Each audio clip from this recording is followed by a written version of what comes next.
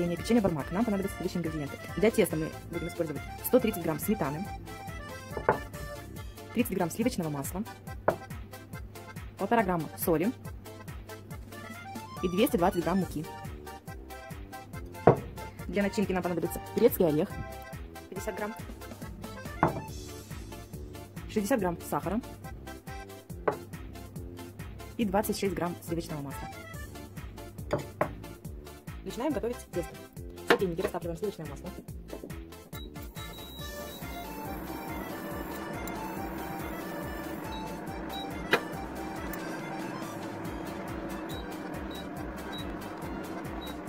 В посуду для вымешивания теста добавляем сливочное масло. К сливочному маслу добавляем соль, сметану и муку. И все тщательно перемешиваем.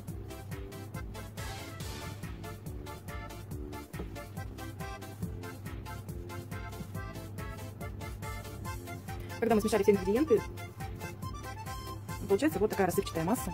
Далее мы замешиваем тесто уже руками.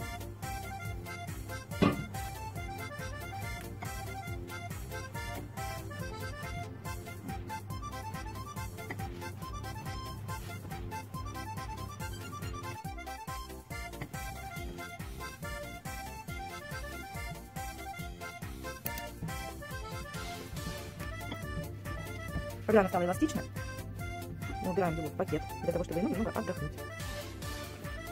Теперь у нас получается вот такой консистенции, то есть эластичное.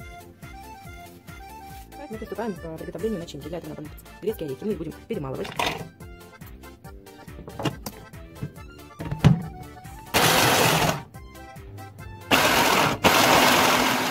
Сыпаем орехи из блендера, к ним добавляем растопленное сливочное масло, и туда же вводим сахар.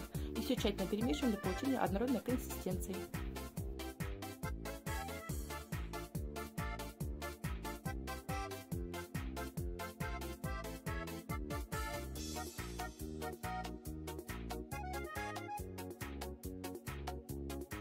Тесто у нас уже подошло, оно отдохнуло. Достаем ее из пакета и раскатываем колбаской. Колбаску делим на 12 ровных частей. Тесто ингредиентную убрали, чтобы получилось 12 штук.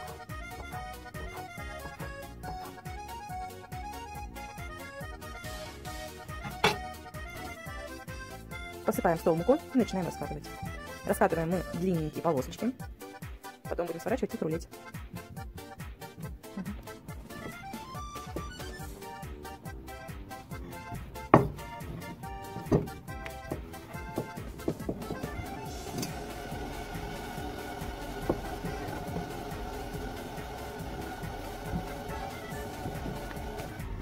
У нас получилось 12 лепешечек.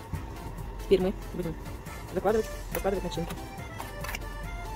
Примерно по 1 чайной ложке на каждую.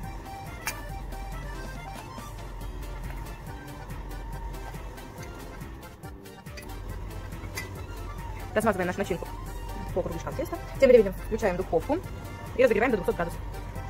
И начинаем сворачивать наш бармак.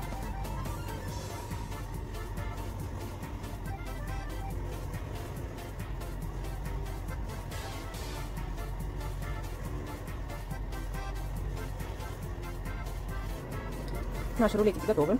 Сейчас мы перекладываем их на лист, уложенный пергаментной бумагой. Мы выложили наши рулетики на лист. Отправляем их в духовку, разогретую до 200 градусов, на 30 минут. Прошло 30 минут, наше печенье бармак уже готово. Сейчас остались заключительные штрихи.